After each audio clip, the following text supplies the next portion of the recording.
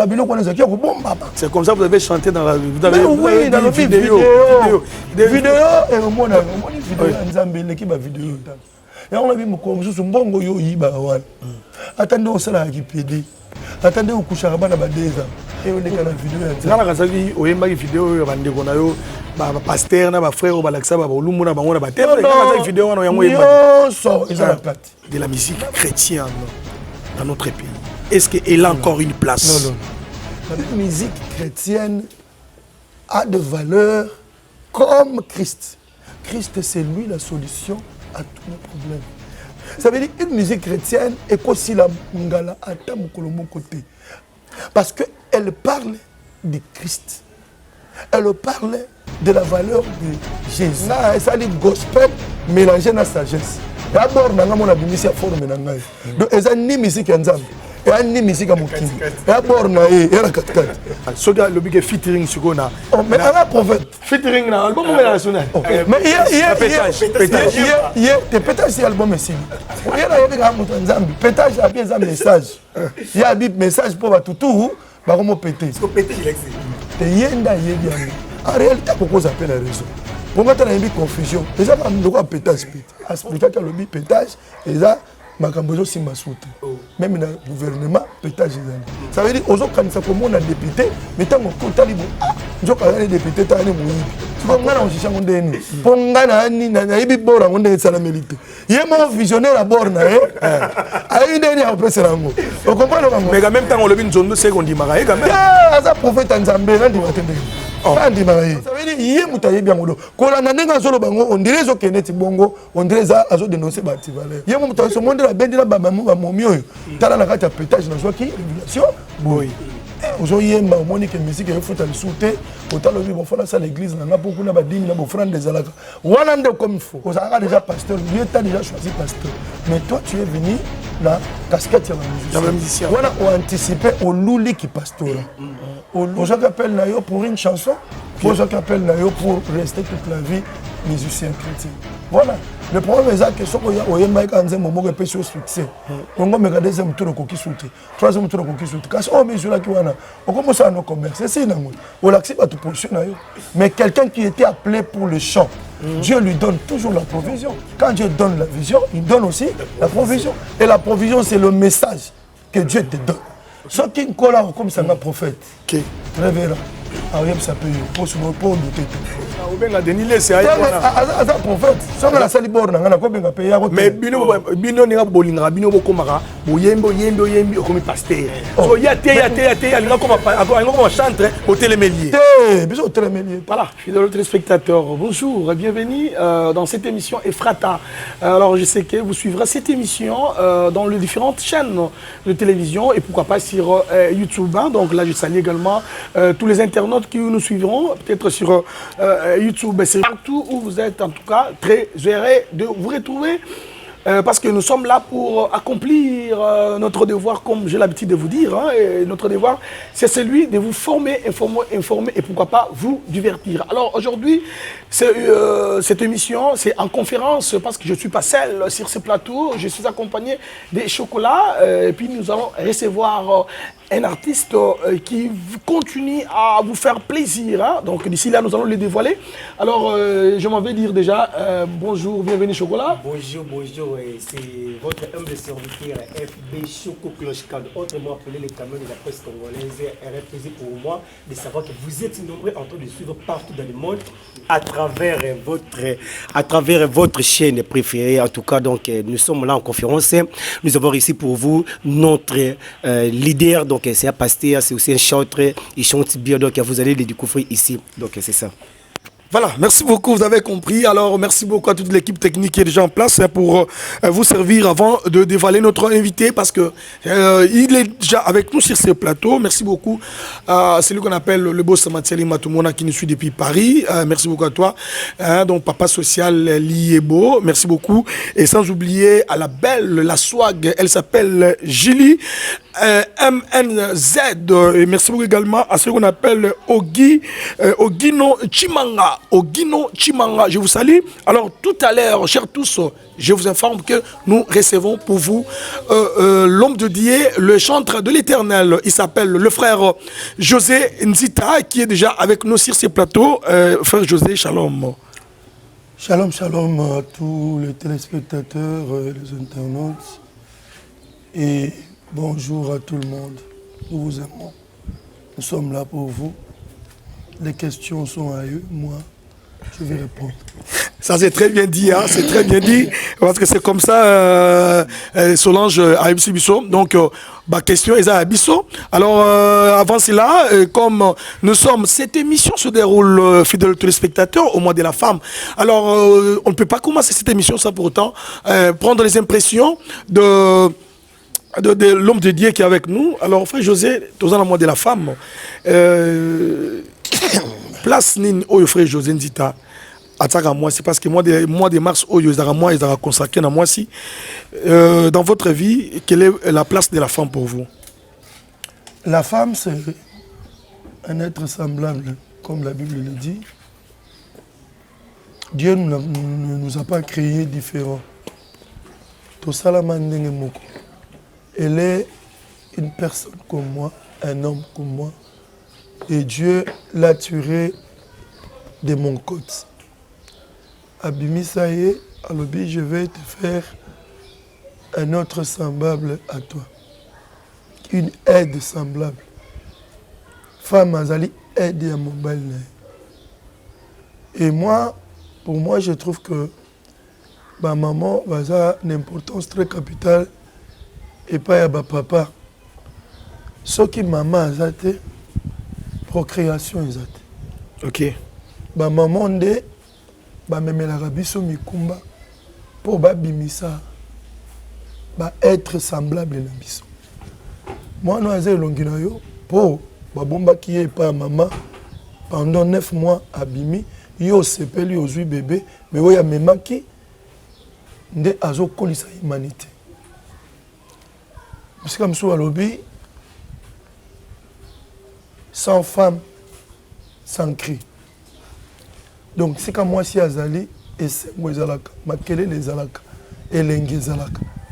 Moi, si Azali, comme ma éducation et Abana, sans la femme, les enfants ne seront pas éduqués. Nous sortons, nous allons au boulot, et si les enfants ne sont pas bien éduqués, ce n'est pas vraiment papa, ils ont la maman. Maman de Azoa Tamingi à éduquer man. Ils ont un grand travail comme pas possible. Donc les lobbies sont au Koloba. Pour ton Joachimia, stress on a AVC comment on peut abattre. Si tu as une très bonne femme, ok, on peut remarquer que vie comme Moulaï, on prolonge vie parce que quand la femme te met à l'aise, ça te pousse à bien réfléchir. Il y a derrière des grands hommes. Il y a toujours eu des grandes dames. Donc cela veut dire cette femme, excusez donc, cela veut dire cette femme dont vous parlez, elle a beaucoup contribué même dans votre carrière musicale. Bien sûr que oui. La Bible dit que celui qui trouvera une femme trouve le bonheur. Donc la femme, vraiment, c'est un bonheur pour l'homme. Okay. Aza bonheur pour la libota, aza bonheur. Azali être un moment mikolo bazo bunda makambo parité, makambo nini, parce que ils veulent travailler comme des hommes, pas prendre la place de l'homme, mais travailler, faire aussi ce que l'homme fait. Baza na ba capacité wana. Ya osala ndenge toyembaka, ndenge osala la mécanique, la femme mécanicienne, bazali et bazo sala yango. Donc vraiment pour moi la femme aza mingi, il est beaucoup pour l'humanité et c'est lui d'ailleurs azo procréé makambo. Bien que la sémence vienne de nous, mais c'est lui qui garde l'enfant, c'est lui qui donne naissance, c'est lui qui donne la vie, c'est la femme. Voilà, en tout cas, merci beaucoup, ça a très bien dit. D'ici là, comme je l'ai annoncé, nous sommes à D. Alors, je vais également laisser la place à mon frère Chocolat qui a également quelques questions. Mais avant d'accorder la parole à mon confrère, frère José, vous avez chanté pour les Congo pour le FARDC. Alors, Lélo, d'abord, question d'Angaïzali, qu'est-ce qui vous a poussé de chanter pour la FARDC Nabiso, pour le Congo? Et puis Lelo, Nzemboana, quelles sont les retombées na yango depuis Oyemba yango jusqu'à aujourd'hui, frère José Nzita? Ouais. Ce qui m'a poussé, c'est l'inspiration, c'est l'amour de ma patrie. Ouais, Bibandeko. On ne peut pas toutefois qu'on va à Namboka sans Olingango. Nous devons d'abord aimer la terre que le Seigneur nous a donnée, notre patrie, notre Congo. Et puis, un bon patriote, un bon citoyen doit jeter un coup d'œil sur le bon fonctionnement du pays. Les Français va lobby, si tu ne t'intéresses pas de la politique, un jour la politique s'intéressera de toi, s'occupera de toi. Bah retomber politique et ils facilement. Sauf que je ne pense pas que mais si politique n'a bien bien et on peut se donner la liberté de travailler comme vous voulez. Donc, ça la politique, Congo Congo est bisonio. Il peut travailler à la politique, mais il n'est pas plus congolais que toi. Si on a président, on a plus congolais que toi. Aux unes grâce à la fonction en présidence. Mais tu n'es pas plus congolais que les Congolais. Donc, Congolais, aza oyo avant na mabela Congo, botami na Congo. Yango moni ngai lokola Congolais, natala rabatute, pona yembe la mboka na ngai. Natala rabatute, ba intérêt moko te, pona yembe la mboka na ngai. Le retombé aujourd'hui, nous voyons comment pousse la guerre. Nous voyons comment nos FARDC sont en train de combattre. Tout le monde a retombé dans la ville, dans la ville. Quand les gens sont directement sur la Koumaki, ils sont calmes. Dans la guerre, on est comment il a king. Mais les gens ont résistance, ils ont repoussé Bango. Je sens que ça fortifie nos soldats. Et ça donne morale à nos soldats. Voilà la contribution, les retombées de tout ce que vous avez dit. Merci beaucoup. Alors, merci mon frère AGD pour m'avoir donné le micro. Alors, ma question est celle-ci, Papa José Nzita. Toujours quand on a FARDC, tout le monde. Les gens tout le monde, il y a hymne national, il y a Mboka Bisso. Ils ont réclamé par Père Boka pour le droit de terre. Est-ce que lobby Nzembo Yembelaki et un FARDC un jour et cause de la paix réclamée comme droit d'auteur? Non, non, et chacun de nous a sa vision. Hein. Ceux qui ont réclamé droit d'auteur, bon, c'est son œuvre. Mais là, il peut également. Mais non, non. Je te dis, tu as tendance à lire sur mon côté, Moi, quand je travaille, je suis d'abord chrétien. J'ai eu cette révélation de Dieu pour chanter, pour soutenir le soldat, mon pays. Tout. Oui, oui. Si il se verrait que mon pays me reconnaisse un jour, me reconnaît plutôt un jour, gloire à Dieu. Ceux qui vont reconnaître traité, c'est na sel musana ngai. Quand il y a histoire, bakosa ngote ndeko. Bakosa ka histoire te. Ndenge za histoire c'est salam. Ta bakoloba wa ba musicien boko ba accompagner vision, ba yemba pour la mboka bango, ba otanga José Nzita. Et ba ngai ata un jour bakozwa muto malamu akokanisa bango, apambola bango. Ngai na koloba ka atende na yebi bobo pambola ngai. Les gens ont les yeux, les gens voient. Mais le problème de M. Zali, donnons d'abord le meilleur de nous. Oh, yo Zalango, Pesanan. Kozalana, nous avons Pesa, il faut qu'on ait Pesa. Non. Nous ne devons pas aimer le Congo car on a intérêt. Non. Mais il va peut-être que bateau, il faut pas que tout ça la brebis. Non. Ils doivent aussi nous récompenser. Mais ça, ce n'est pas une imposition. Parce que Mukoloto Salaran Zembongo, il n'y avait pas un contrat signé avec la République. Ça, il faut le connaître. Okay. Nous n'avons pas signé un contrat avec la République. C'était une idée qui nous est venue de proposer en République. Et la République a CP Nango. Mais ce que la République a dit, dans CP Nango, ils ont mérité bonbon. Ça, gloire à Dieu. Mais ceux qui ont dit que non, tu peux péter Nango. Non, mais Moussa Nango, ils ont ça Nango. Basoda bazobenganga tous les jours na comme lelo ami ya basoda laisse-moi te dire neto sur la bino boye ba ozelanga na kan kokolo po na ke no beta pour na mois de la femme pour la basoda donc nous ça va programme ndenge ni to bongisa po le 8 biso to sala ngo le 11 po to beta le 11 samedi pour na basoda ya FARDC et si aujourd'hui je suis admis na milieu basoda grâce il y a eloko na salaki motema malamu na nga na bimisa. Donc ekoki pe ko botela nga eloko mususu ata koto bakanisi ngai te mais lidusu musu ekofunga. Merci beaucoup Pasteur José Nzita. Parlons maintenant de l'album Confusion. On les a dit mutuna na nga vona pisa micro pa ya ndeko na ngai HD.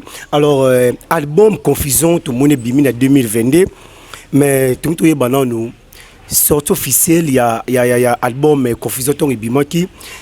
De mon côté, tout le monde dit, comment on appelle ça, promotion, et ça, la même penza, ndenge, on n'attendait pas.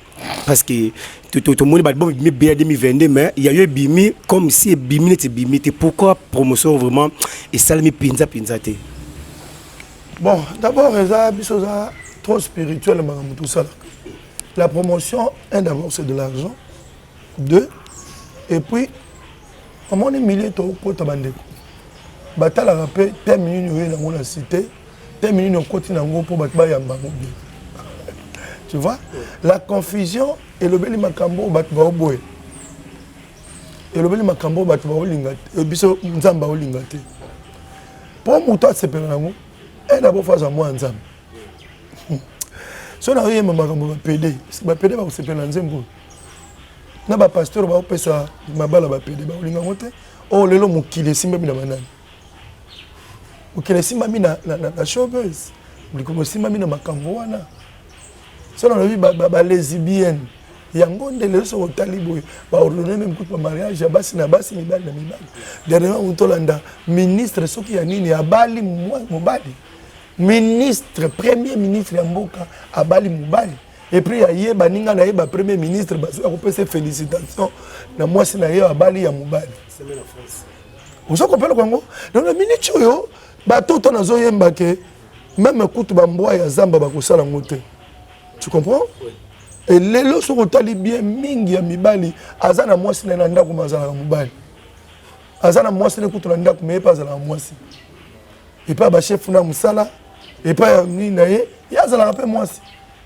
Et to mona ngona makambo belé avant kota musala bozo biso no ndenge zana comme mwasi ya directeur. Mais yo za mobali. O comme mwasi ya directeur ya société. Tout ça pour monter ça dans promotion, fois à moi dans Nzambe. Nzambe autant bima que je à lire ta et après hermoko et on stopper. Mais ils ont continué ko kende. Ngala baki e ko kende tie ko simba miso abatu nyos. Comprendre? Na mboka la biso biloko za bantibaler nde ça la pression, nde ça la promotion. Mais biloko ça la valeur, ils ont même ba valeur ya Nzambe ko te la société. Et ça la difficile ba promouvoir. Ah, ça demande maintenant toi-même, au ministère Bambongo, au pouvoir. Mais ce n'est pas grave. Bandé bimé ça a 2 mois. Mais bien sûr, 2 mois, ça le coûte 2 mois. Et ça, c'est 1 mois d'andam. Quand la mingité na kanisi, quand on a perdu sur moyen, pour tout tiens on a la télévision news. Et dans la musique et dans la retard. On a ba moni en gote moko les gars la TV, donc je crois que la promotion c'est d'abord de l'argent. Yango moni et moko les autres titibé moké, mais je sais que le Seigneur bientôt il va ouvrir des portes pour ma promotion. Voilà, merci beaucoup frère José. Toujours dans cette chanson Confusion, vous avez chanté des histoires dont vous venez d'expliquer tout à l'heure. Est-ce que vous avez vaincu cela dans le monde de ton milieu musical où vous avez un est-ce que vous avez un peu Ezali? Sincèrement, ma campagne est belée. Et pour ne pas taxer ma boucle et pas y abattre. N'est-ce pas aussi boyoka masolo que mutake lukamisa va proposer. Donc ça veut dire biso tokoloba makambo to ezatete. Sodom na goma rekufa pour makambo. OK. So nza maboma Sodom na goma là juste pour na makambo show ya nini ya ki lesbienité na ya ki PD. Nde boma e boma nini Sodom na goma. Et panzana ekufa pour nango. Alors lelo masumu wana et ma petite na degré lelo et bando sala ke nzamba banozwa kanda. Oh Bible quand vous verrez tout ça, bino ba na nzambe pour ça très attention. Ngala koteka vi na ngai te pona ke ndoka banzoto na nga mobali pa moninga na mobali zalate. Lelo soko moni makambo ebele zo évoluer te bato mususu balbi to ndimi ata matembele to lia to CDT. Mingi bandimi pauvreté. Et ba bandimi pauvreté te ba comme na ba jeep. Ba si ba somi ba parler. andimi système wana ça son jeep na ye bozana ya ensemble yo boy na yo me ya ndima akoma na ba jeep banini ba ali même certains qui donnent l'impression que va aimer la ranzam oh na yo biso mingi za wana même le pasteur ba mingi ba pasteur musu ba sala ngo na ozo ka te ba pasteur PDP ba koma donc ça veut dire un pasteur mais aza PD donc là on a évité et l'autre koloba l'autre ta la système ngo ndenge bebili est-ce que mukila ngo ezaki boy lobi ata kutu makamso ezalaki ezako bomba la to koyeba te mais le comme au vu au-dessus de tout le monde bato bazo banga liso kisité bato ba banga liso ba contrat formationniste bato bazo banga liso ko kota na ba loge te bato ba komo lo ba loge bo alo ba loge na ye na miso bato a banga ngote amuno normal oh kala biloko na zaki ko bomba ba c'est comme ça vous avez chanté dans la vous avez oui dans la vidéo et au moni vidéo nzambe leki ba vidéo bon kolo avant ils ont dit maman c'est à mon que na vidéo donc vidéo ensemble filmé on dépose là qui masse informe mère aux hommes matin comme fœtus tu au comme moi na tu au bimi vidéo ensemble état et on a vu mon comme sous mbongo yo yiba wana attendez au sala qui pédé attendez au couchara bana ba 2 ans kolo ayebi un jour en fungola ngona miso bato boy so comme koto no nzambe koto te yesu okangi biso lo lekisa koto te ba lekisa te et on est dans la vidéo ngala kasaki oyemba ki vidéo yo bandeko na yo ba pasteur na ba frère ba lakisa ba olumu na bango na ba tele ngala vidéo wana yango yemba so ezala kati OK na ba vidéo ya mitala na ba vidéo yi ba mbongo na kata salle na kata ya bureau bazo monoter mais quand on te voit pas quand on te tourne ba mona te obenda ka tiroir bo bendi moi si wana ye au PC que nous 15e bureau lukanda kukuta banda 16e bureau lukanda kuna machine tango sala yango wana nzamba mona nzamba mono bien nzamba obunga ata eloko moko te to salaka yana zoba nyonso to salaka nzamba mona ata bomba mena sali banga vidéo muto akola ndengwa na yo zo yemba biloko ndengwa na ya bika sala yango aolingo te aba yo reverser des copes na bango. Donc là, vous donnez maintenant raison à ton grand frère Patrice, qui avait chanté depuis longtemps Confusion. Donc il a été quand même inspiré. Il a été révélé, il a été inspiré. Oui. Bon, bisous ton navigateur, il a la même raison. Tous les raisons, c'est le même Dieu qui nous inspire. Nous avons une même inspiration. Tant que tu as fait vidéo, tu as obligé de créer, tu as créé un macam. Oui, mais ça peut être notre frère José, tu as vidéo. Ça peut être. Et c'est là, tu as la TV. Pour moi, ça peut être comme un peu sur le soir. Donc, moi, je vais revenir en tout cas. Ok, merci beaucoup, Pasteur José Nzita. Ma question. Non, le blanc aussi. Tout le monde album Confusion et Betty. Mais ce qui m'a étonné, c'est que au sein de featuring, il y a des collègues Papa Michel Bakenda, frère Patrice Ngoy-Moussoko et d'autres artistes. Mais album du début jusqu'à la fin, Oyembi Yomoko. Et ceux de Sima, l'album est bello beta, Moseka, Banzem belé. Tout le monde a vraiment ba fitting pinzate. Qui oye aussi la ta fitting de Ningonde soit dans tout ça. Mais mingi Oyembaka Yomo Kaka. Tu sais pourquoi tout ça? Moi, j'ai mes instructions, j'ai mes sentiments. Quand Dieu te donne un message avec un loba, on associe Moutouté. Si Dieu veut que tu associes quelqu'un, Dieu veut te révéler la personne là que tu vas associer. Dieu te dira, chante avec le frère tel. Parce que vous deux là, je sais que je vais vous amener quelque part. Mais depuis tous ces temps, il m'a rien dit. Mais par contre, il y a ça bande comme ça. Oui. Ayebisa la sœur Marie Missa Mouyemba na José Benganga. Ayebisa Mike Kalamba itoyemba to sala na featuring. Ayebisa bate belé. Mais ngai nazo na conviction te ya koyemba na mutu. Mais sauf que na yemba déjà na petit na moko juste ndongo nde yem to sala ki nyonso to sala ka nzambe yem to boka kiam. Donc ayemba ki na featuring na ngai. C'est mon fils que j'ai encadré. Wana na yebi kaza mo na maison. Mais boy na vandi bonzamba yebsinga bon. Benga certain aïe manaï, c'est pas un problème. Mais ce qui peut moutou, Alinga proposé bisouang. Oui. Un producteur a lui dit non, mon habit de boyer man, bien Patrice. Est-ce que n'a pas sanctionné boyer batté? Peut-être. Tout le monde n'était sans ambe, merci. Donc on a un producteur a bimé tout ça la featuring. tout ça. Alors j'aimerais c'est que Otoyo quand on moi a capé là par rapport à moi un diable il y a confusion parce que depuis qu'on a commencé Toyo que peut bien lutter et ça me le moi pour na ici ça papa la biso d'Acosta na bibi chez Miluta. OK. Tokomina confusion to bongama to bonga wapi ba se kama yele wapi ba se kama yele wapi ba ami de l'époux wapi ba ami de l'époux bopelisa mwinde ye opelisa mwinde ye tokomina confusion to bongama to bonga keba okobosana obimine lamba ya mama ye Jacob abimaka na Léa po ezalaka butu. La biso na kata butu okobima na mwana osaye bakaza mwana. Parce que soka lobi to simbika omonika oh moi si oh bébé. Obendi pembeni nzoka mwana obimi na ye. Metant mwinde kopela oh mwana.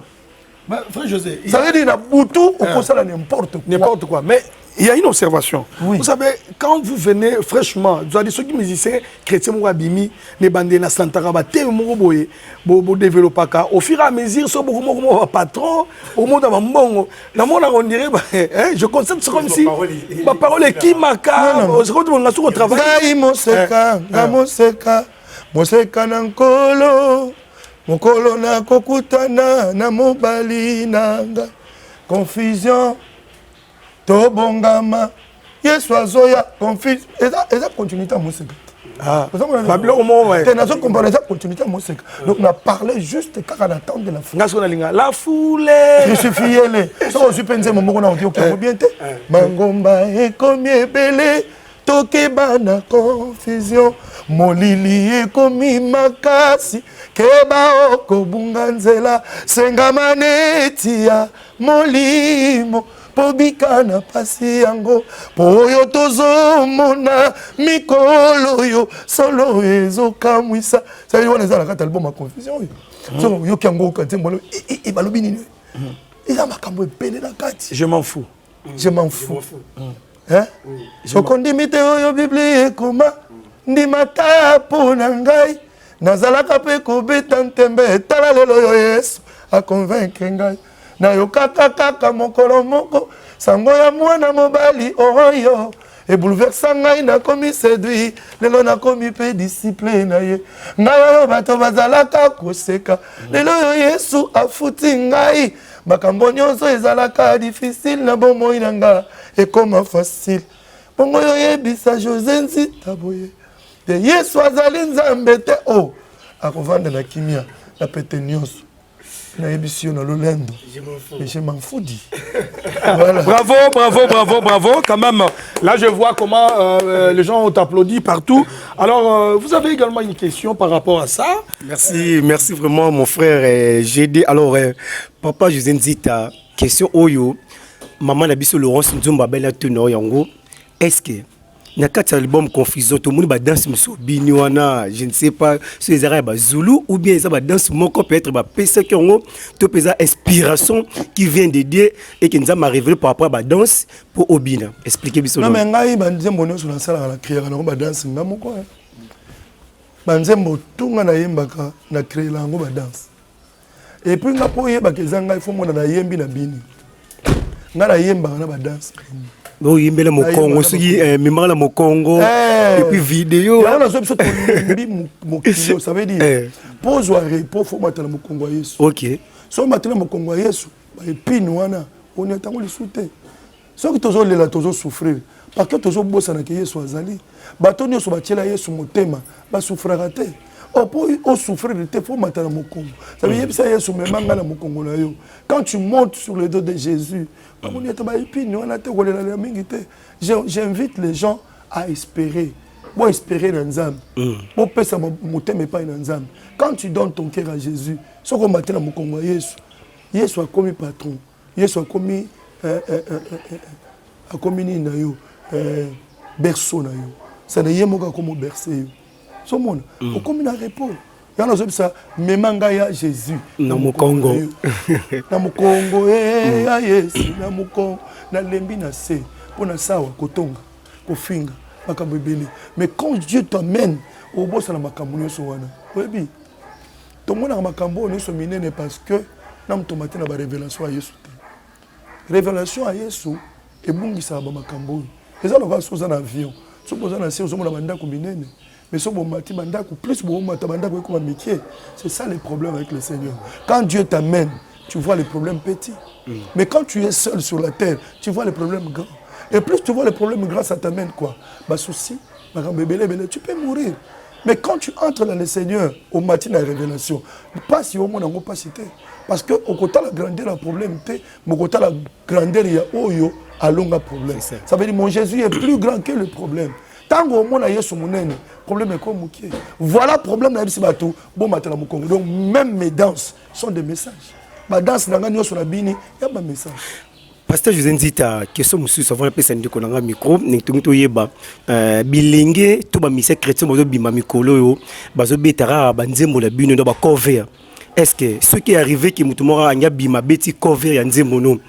Est-ce que papa José Nzita a dérangé te a porté plainte te? Ya nzembo nzambe c'est fika to sola. Na pesi oyembi. Ayembi ate asengyo te mayembi nzembo la yo. Ata yembi yango na ko benga na bise frère tu as mal frère. Prochaine fois faut sengaka. C'est tout. Et un nzembo on a bimisa déjà un nzambe parce que to bunda ndenge. Là que l'endroit bon foto la porte que nzembo na ngai ça c'est plus païen parce que nzembo non droit de tête c'est bon. Tant on yebisa yeso ka zuma yele na conscience là na nzembo bato. Là que nous connaissons ta mo eloko. Et aussi là moi entre nous. Les attaques de Kambo kangele kanda o mo benga bato balata biloko noir wana no. Maintenant si il ne vient pas au benga na ninga. Non mais au tiki mais cette prochaine fois ne fait plus. C'est tout. Katieka. C'est pas non. Te message le côté. Succès bazwa ça on yeba ko foot eloko et perdre la raté. Tu comprends? Oui. Et eloko bazwa ka ba fele et zalaka na ngumingite. Et zo rappelle musikate. Mais quand tu payes le prix sur quelque chose et eloko wana et zalaka na ba fruit qui tombe parce que même la personne oyo qui est intéressé tant que banzambe pambola c'est ma bouche qui fera que la chose puisse progresser. Mais tant que yo boy bon Seigneur merci à boy na kangele motemate yo mo tambusaye et quand Dieu verra que au salé lo comme bé et qu'on foutie le côté nzambe pas rebloquer.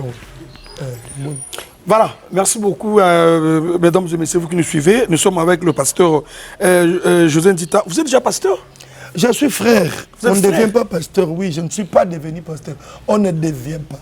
Je suis frère en Christ. Vous êtes frère en Christ? Frère en Christ, chantre de Dieu. Donc parce que j'entends les gens vous appeler pasteur. Tu m'appelles pasteur par défaut. Et quand tu l'appelles pasteur, je vais corriger ça. Je dis, je ne suis pas pasteur. Tu viens de m'appeler pasteur, non? Oui. J'ai dit, je ne suis pas pasteur, je suis frère en Christ. Et pourquoi les lots on a fait constat, au bandi chanterait jusqu'à ce que la majorité, au bandi chanterait tiziti, au komara kayoka, au komika pasteur. Et qui pasteur, on a yaka, après d'avoir koyemba to nengani. Non, mais ça, les soumous, comme pasteur. Non, moi, je n'ai pas dit que les soumous, je n'ai pas dit ça. Voilà, ceux qui ont commis pasteur, peut-être, tant que musicien, Dieu t'avait choisi avant que tu sois pasteur. Ça aussi. Dieu peut te choisir avant que tu deviennes pasteur. Ça, du ciel là, tu étais déjà pasteur, sans que toi tu le saches. Tu vois? Aux Arabes déjà pasteur, Dieu t'a déjà choisi pasteur. Mais toi, tu es venu, la casquette, il y a un musicien. Et un jour, le Seigneur te dira, non, toi, tu n'es pas musicien, tu es pasteur.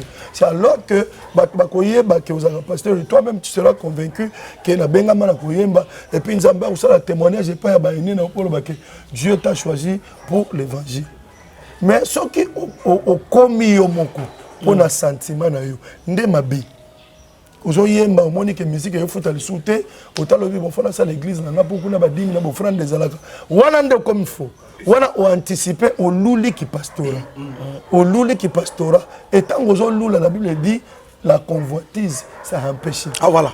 C'est ce que je voulais dire. Voilà. Quand tu convoites, ça tu pêches. Aujourd'hui, vous prenez, mais certains aussi prennent aussi de la musique. Non, je ne peux pas juger. Non, tu juges pas tout. On appelle business, la musique, là, que je viens de dire tout à l'heure que ceux qui ont joué a commis en place, à disparaître dans la nature, même musique, ça a sauté. Non, mais je ne sais pas. Oui. Tout dépend de l'appel. Aux gens qui appellent nos panzas, aux gens qui appellent Nayo pour une chanson. Pour ceux qui appellent Nayo pour rester toute la vie musicien chrétien. Voilà. Le problème est que si on a un succès, on a un deuxième tour de soutien, troisième tour de soutien. Quand on met sur la kiwana, on commence à nos commerces. C'est ça. On accepte à tout position. Mais quelqu'un qui était appelé pour le chant, Dieu lui donne toujours la provision. Quand Dieu donne la vision, il donne aussi la provision. Et la provision, c'est le message que Dieu te donne. Le message ne peut pas manquer. Est-ce que ce soit mon source, Yamaï et Kauka? Non. Sauf c'est Kauka, c'est la source. Mais si on a les citernes crévasées, oh, il y a bon maï. Un jour, maï, on est aussi là. Puis maï, on est comme boto, l'obanyama, boto, malasa, maï. Pour maï, on est au couleté. Et c'est ce qu'on comprend. Et ça, la citerne. Au maï, la citerne, et ça facilement, ils ont microbes. Mais bien sûr, c'est la source d'eau qui ne tarit jamais. Chaque fois, ils ont les cas. Oh, ils ont mis ma toujours. Donc, l'eau, il y a sika, il y a. Et quand quelqu'un dans la source, il y a toujours des révélations qui arrivent. J'ai failli dire amen à cette parole-là, mais je me réserve encore. Non, mais il faut dire amen. Parce que Dieu, Jésus, c'est la source intarissable. Alors, très bien. Alors, un jour, Toroyo Katekenon, alors, aux sous frères, vous êtes devenu révérend, prophète, je vous dis ce qui est comme ça, un prophète. Très révérend. Alors, il ça peut pour douter. Comment abana les choses pas parce que les questions autour de nous on est moi doute moi il peut être comme un bon mais ngana biso que Dieu ne m'a pas appelé pour ça. Dieu m'a appelé pour la musique. Mon collègue le bananga comme musicien nzambe banda liboso pa na ye ala la pongite toute la nuit kolo yebisa ye kekende yebisa frère José Nzita na bengue na pastorat akokata ngala la bobimeli abimila tonga kokita ye 5h du matin abi Dieu m'a dérangé. Donc on a nzamba dérangé que moi ça Pilate abi c'est que ba wana symptôme de Dieu. Tu comprends? Tu comprends? Je comprends. Pilate a soukola maboko lobi mbadi nzamba yebisi moi c'est nanga ke wona ko simba ite ayebisa pe yo ayebisa pe bino nyonso bozali awa ayebisa pe bapasteur nyonso bapapa na ngai molimo ke aponi ngai mpona koteya mais soki ngai moka navandi boye na bible lokola aza espace na ngai lopango awa bosomelaka mbunda longola bakaro tia libanda yesu azali bata quartier banduya ngai moko na bandika ya mouvement et comme ils savent que c'est frère José Nzita ngai na mouvement na ngai mpona yebi ke nde naza José Nzita boye bato baoya baoya na bango bapapa nyonso bakoma basoda nyonso bakoma bandimi na ngai bakoma bandimi na ngai mpenza mpe okambe bo mpe prophétie mpe nzondo ebimi wana oseke obenga Denis Lese aza prophète songa nasali bord na ngai nakobenga mpe ya mais bino ninga bolingaka bino bokomaka boyembi okomi pasteur so ya te alinga koma chantre botelemeli te biso otelemeli te ye nde totelemeli te ye moko alobi aane musicien chrétien te alobaki yango abi nga musicien chrétien te moyeba olenga pa frère Patrice exact nga esali gospel mélangé na sagesse d'abord nanga mona bimisi ya forme na ngai donc eza ni musique ya nzambe et ni musique ya mokili d'abord na ye era katikati siko nga na oshisha ngonde ni po nga na ni na yebi bora ngonde tsala melite ye mo visionnaire d'abord na ye ayi ndeni ya presser ngo o comprendre ngo mais en même temps on le bin nzondo sekondi maka ye quand même aza prophète nzambe na ndima tendeni ndi maka ye ana beta na église d'embale bile asala ba conférence bela benga ngai abenga na stade na yemba donc apena moto yo na moyeba kaza prophète nzambe bon siko lokola déjà aye benga déjà soki lobi ke featuring siko na mais un prophète featuring na album national mais te pétage c'est album esili te album bon abandaka nzembo moko po frère mais ako bandela ngo pona ngai te asa sa album ne esili on se sala featuring bakalikela bato album te mais soki asali mususu na ndimi te ezana kombo pétage azala kombo mususu kombo na soki koyande tokoétudia moso tomoni ke ye bien tokoti na makambo po ye na yebi kaka moto ya nzambe pétage abi eza message ye abi message mpo bato tu bakomo pété te ye nde ayebi yango asplikaki alobi pétage eza makambo ezosimba su te meme na gouvernement pétage ezali bato baopete baplomb mpona nini makambo ezosimba te ye nde moto aya propre akoexplike pétage eya nini omoni pétage ya moto oyo asali likambo alembi te ovandi mpena boye omoni mpena ke ezosimba su te moto epete moto epete sikoyo alobi ke na congo na biso ntina na monde entier makambo epete en réalité akokoza mpe na raison mpo nga ta nayebi confusion ezaka lokola pétage pete mpo bato makambo ezosimba lisu malamu te ça veut dire ozokanisa komona député mais ntango okotali bo nzoka azali député tani moyibi à côté de la députation pour y avoir à l'État. Donc il a voulu dénoncer les antivaleurs. Ils ont antivaleurs. Donc ça veut dire hier Moutaye bien godo. Quand on a n'enga solo bango, on dirait que Kenneth Bongo, on dirait ça a dénoncé les antivaleurs. Bon, mais il y a des Moutaye qu'on peut ça peut nani précision dans madame. Déjà expliquer quand on n'a danser c'est pas là de le voilà. Voilà ce qu'il faut hier. Au moins des vision ya Zwaki. Comprendre. Le quoi Zwaki vision, Moutako expliquer biso qui top la vision wana. Pour to kango goût. Ya mon il y a un moment où monde la bende la bama mieux tala na kata pétage na Zwaki révélation boy ce qu'on bien bon juger mutu na pesa no révélation te to tika ya pesa biso na révélation à bord na bon c'est matoko juger mu on comprend parce que nze bango bozo juger trop na nous côté bimité déjà bo si bo juger bon zela na no sa nini et puis parce que biso tout vendre to zela l'album c'est quoi qui dans moi extrait mais kaka wana ibima na TV wana ka tamba nini na pété ka wana ka to mais là nous to yoki sunga ka musu te c'est que awa na réservoir na ngala bi to toucher été pour aloba ki to juger mo mukole ko sa nini bon c'est comme nous juger point nga pe na moyo ko la ko te donc to zela kaka mukolo ko bima nde biso no to sa siko nzoka makambo to ko le bezaki fo nzoka za na vrai tam su bo senga pardon voilà. Voilà, ça c'est très bien dit, mais peut-être Kalaming peut-être, tu aurais frère José Nzita la salle des martyrs, mais on a l'invité dans un spécial. Il y a viens au pétage. Antenga la bête à martyr le lote. Au bête à salle des martyrs le lote. La bête à te. Nata le bankolo ayebisanga José Kinde. La minute yo kaka au vandika la mugi bona ke martyr. Au martyr on va comment soigner la au banga. Et na zo banga ngote moni mpepe comme quand ça le martyr quand ndesika ko beta. Donc, mutu na tchali bana martyr ba mono kola acheli fali acheli héritier ozomona donc bena ba pasteur msupe ba komo wela sta ngai talinga ite ana bike ngai ankolo ngoloba nkolo aloba po ya nkolo na koboya te po nkolo soka lobi c'est que yemo ka bongisi ndenga osalamu mais o ide na ngamona mutu bona ke beta martyr en tout cas na boyina na mikolote. Voilà, nous sommes presque à la fin de cette émission, mais Choco, avant qu'on termine, parce que frère José Azobi. Merci. Question de Ngezali, papa José Nzita, est-ce que le Congo peut être la peine à prophète des nations? Ok, ce qui est en Ébissé les Kambou et Salami pour le Congo. Mais oui, ils ont prophétisé belé Salami. Oh, na yebi na kotanga ba komba ba prophète angwa te. Bon, autant nga te me ba loba pe sama na Congo. Bien sûr. Ba loba pe no ya kokufa. Tout le monde pas kokufa. Mais tout le monde qui est arrivé à Papa, les gens ont dit qu'il n'y a pas Papa, guerre na Est aussi là, Maramutu, au vent de qui le prophète Nimdate. Bon, longtemps à Congo, il y a bilé. En tout cas, ce prophète a tangué Ango, il y a un des moutons expliqué biso. Ngala yebi que prophète Soka Lobi, di Kambo Salamaka. Mais pour nous, jusqu'on est arrivé à Papa, il y a d'après estimé comment. Papa Zali, chef spirituel, il y a une église, une grande église catholique. Chrétienne aussi. Président et en Vatican.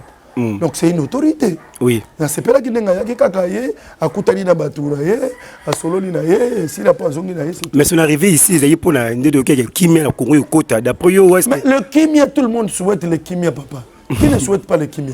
Mais si nous souhaitons le Kimia. Et ceux qui ont na ye, ils ont porté le Kimia. Bravo. Non, la Oboya Kimia na Est. Combien de Koufi qu'on va continuer à Koufi? Non. Mbalo, ceux qui Kimia, Koya na Nzela, papa. Bravo.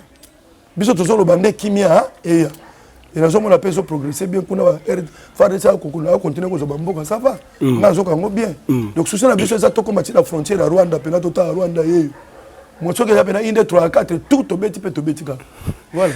Alors merci beaucoup na micro Voilà, c'est la fin de cette émission. Alors, nous sommes obligés de libérer l'homme de Dieu.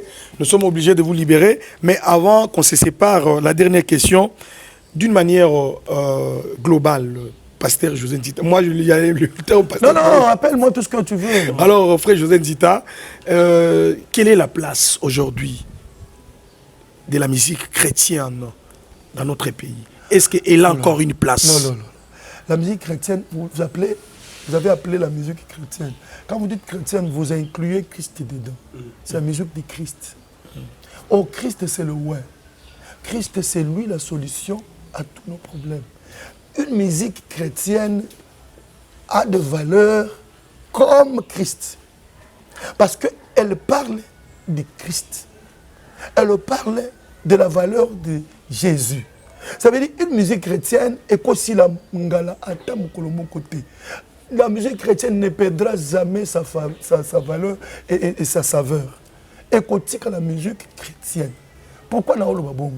Parce que ils ont incarné kabakata ya mutu Yesu. Maintenant problème nanga tunangai. Qui est-ce qui est en train de chanter? Nani yango azo présenter sa musique. Qui chante la musique chrétienne? Des problèmes mes amis. C'est ce que je voulais dire. Voilà. Elle a perdu sa valeur. Elle a perdu la valeur par rapport à la personne qui chante ou bien à la parole de Dieu. Non. Or la parole de Dieu est si la dans la fait. On ne diminue pas la parole de Dieu. On ne retranche pas. On n'ajoute pas. La parole de Dieu, elle est comme elle est là. Okay. Elle est faite comme ça, elle est déclarée comme ça, et elle a des effets jusqu'à aujourd'hui. Ce qu'on le dit au nom de Jésus, malade donc Christ a de la puissance jusqu'à aujourd'hui. Mais le problème de M. Zanini Sukoy, ce que va valer aussi là, c'est par rapport au comportement. Par rapport au comportement de ceux qui nous amènent cette musique. Et vous commencez à dénoncer. Non, je ne dénonce pas. Je ne dénonce pas, j'ai dit... La confusion, vous avez dénoncé. Voilà, j'ai dit la confusion. Je n'ai pas cité le nom de quelqu'un. J'ai dit, dans ta confusion, qu'est-ce que j'ai dit? J'ai dénoncé les antivaleurs. Exactement. Voilà. Alors vous n'avez pas peur de déclencher déjà une guerre avec ces gens-là? Non, mais la guerre est toujours là avec le diable. Depuis longtemps. Depuis qu'on a accepté Christ, on a déjà la guerre contre le diable. Et tout ce que nous déclarons là-bas, quand nous allons à l'église, nous chantons là. Et les esprits mauvais sortent du corps des gens. Mais Dieu, le diable n'est pas content. Nous avons toujours des combats. Ce n'est pas seulement aujourd'hui que le combat va commencer. Toujours nous combattons parce que quand nous sommes dans le camp de Christ et que quand nous chantons, les esprits mauvais quittent le corps des gens et nous déclarons au nom de Jésus, Dieu guérit. Quand Dieu guérit là, le diable avait emprisonné quelqu'un et toi tu viens, tu lui délivres dans cette prison-là. Tu crois dans cette prison plutôt. Le diable ne sera pas content de toi. Donc le combat n'a pas commencé aujourd'hui. Nous avons toujours eu des combats depuis qu'on avait accepté Christ et nous avons accepté de servir le Seigneur. Mais même si le combat est là, le Seigneur nous donne la victoire. Il a dit nous ne combattons pas pour la victoire parce que la victoire était déjà là. Christ déjà au mont Golgotha, il a déjà vaincu le diable. Nous combattons dans la victoire. Donc nous n'avons pas à avoir peur du diable ou ce qu'il était. Le diable est diable comme il est, mais nous avons un Dieu qui est plus que le diable. La Bible dit il est le tout puissant. Donc le diable peut être puissant selon les autres, mais nous avons quelqu'un qui est le tout puissant. Voilà, je pense que Eboubé c'est fini parce que nous avons trop à dire. Toko. Parce que non, la biso, voilà. Problème pour retenir le mot, Jésus revient bientôt. Et là, on va te poser fais tout ce que tu peux. Ça, il va bon à l'état de mon ligne.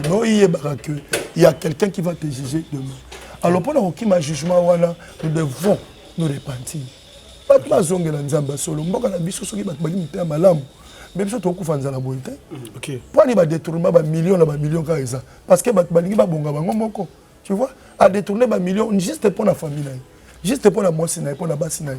Mais à ce moment-là, il y a des millions, et ils ont la zando, tina kingasani makolo. Pour nini? Yo yibi ango, il fallait que la basse matami tukane mabat. Yo tiens la poche. Voilà. Voilà, frère, je reviens à vous. Alors, c'est la fin de cette émission. Quelques salutations. Ou bien le dernier mot pour aujourd'hui. Merci beaucoup. Tout est bien fini. Bien, nous sommes arrivés à la fin de notre émission. Je pense que les Bollandais qui ont boqué, surtout, merci Mingi, mon papa que j'aime beaucoup, D'Acosta, et sans oublier Diemba na boss, les sel Boga, Yabandundu, na boss NPT, Ousmane Mabobo, le roi de 12-12, et sans oublier encore Maman Laurence Nzumba. Merci beaucoup na Eboube Prod, et encore Papa Labiso Beloti. Merci beaucoup de Soussou na Dadi, donc Nassima Caméra. Merci beaucoup na Bolanda Kibiso. Alors pour moi, je m'arrête pas là. Merci.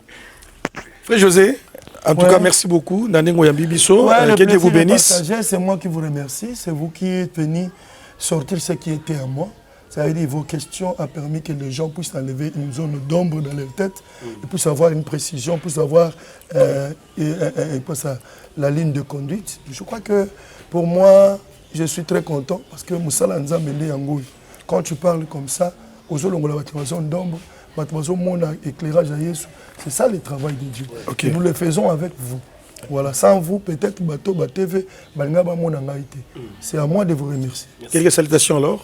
Les salutations à ma femme et aux jumeaux forts du Congo.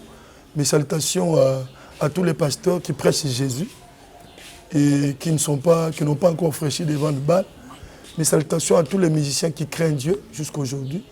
Et naba oyo salutations à Binope pour besoin de temps parce qu'il y a encore du temps. Et soit que les temps tout bon la mitema. Voilà, donc je crois que papa Mbolingo Sinangai, maman Rachel, Mozozo Nandita, Azananda, maman Mapasa, merci. Papa Mbolipe, Bandeko Nanga, musique, mélodie du ciel, musicien, Bana mélodie, Nzambe Apambola Bino. Nous sommes ensemble, que le Seigneur vous bénisse. Merci beaucoup. Alors, c'est la fin. La Bossani. Ok. La Bossani Maison Fuego Musique, où ils ont produit Ngai. Et surtout, tous la structure, tous la TikTok. Balanza ba la biso lakisa talent. Lakisa talent. Bazo kota la lakisa talent. OK. O lakisa talent na yo to ko choisir yo. So ki nzembono ça les a bien to sélectionner ngo pour to produire yo. Wana majabudete. Eza majabute. Majabu ezala ki batie ba prit. So za na prit o tete biso so ki o convaincre kaka. O yemi nzembo kitoko. Totali ki nzembono eza bien mozangi mbongo obimisango. So to ko aider yo to coach yo studio. Promotion. Ebou Bazali déjà, Ebou Bazali. C'est la fin. Voilà, merci beaucoup. C'est la fin de cette émission. Alors, le plaisir était réel, chers tous fidèles spectateurs. Alors, Eboubé. Oui, donc d'ici là, vous allez voir, il est là en face de vous. Alors, alors, merci beaucoup à toute l'équipe technique qui était en place pour vous servir. Donc, j'étais vraiment riche là. C'est ce qu'on appelle Beloti Kadi Azalazala était là et Boubé. Merci beaucoup également à Dadi. Lui s'appelle Eboubé, les jeunes Chimanga, Bafandana Nzambe, Baliana Nzambe, Mebaye Baraté. Merci beaucoup à mon boss depuis Paris, il s'appelle M. Matsali Matumona, 3 fois par an français, Balobi, le vieux lié, papa social. Merci beaucoup à Julie MNZ de Paris, la swag, la belle, je vous dis encore merci. Merci beaucoup à Ogino Chimanga, Babi encore et toujours, je suis là. Merci beaucoup à Solange Otenga, c'est comme ça qu'elle s'appelle Solange Otenga, JC Otenga, je vous salue et je vous aime tellement bien. On est ensemble, merci beaucoup à mon vieux Alex Alazan de Paris, je vous salue. Merci également à Guy Laredo, père triple du côté de Paris toujours. Merci à mon vieux Robert Tito, chef d'entreprise, je vous salue encore et toujours. Merci beaucoup à Trésor Ndiama, on est ensemble. Merci beaucoup à Dios Mena, HDG Outima, je suis là pour vous servir. Et puis pour terminer, Alex Kitambiangano depuis ici. Et puis sans oublier César Pacioti Yango Ilobok Anzambe. Et puis pour terminer, Bruno Lubika, l'argent propre, Bruno Lubika, l'argent propre depuis États-Unis d'Amérique. Alors moi, votre humble serviteur, j'ai donc HD Outima. Je vous dis bye bye.